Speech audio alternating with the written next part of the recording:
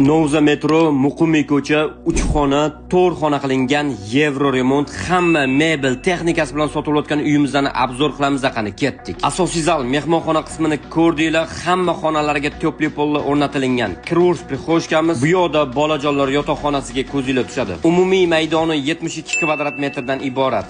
Bu yoqda keng va shinam ota-onalar yotoqxonasini ko'rishingiz mumkin, o'zini televizorlariga ega. Elektrika va santexnika ishlarigacha absolyutno noldan remont qilingan. Ko'rib turganinglardek hamma xonalari va sanuzallari alohida joylashgan, ya'ni razdelniy koridordan kiriladi. Uyimiz yoqqan bo'lsa, videoga like bosib qo'yishni unutmanglar. Bu 4-xonani bolalar xonasi sifatida foydalansanglar bo'ladi. Uyimizni kelib ko'rsanglar juda ham yoqib qoladi. Fayzli xonadon. 2 ga 6 o'lchamli balkonimizdan unumli foydalanib oshxona qismi qilib qo'yilgan. Oshxonadagi barcha mebel texnikalar dit bilan joy-joyiga joylashtirilgan. Shundoqqina Qamish kafesining orqasida 4 qavatli domni 3-qavatida joylashgan. Uyimiz narxi $109 ming.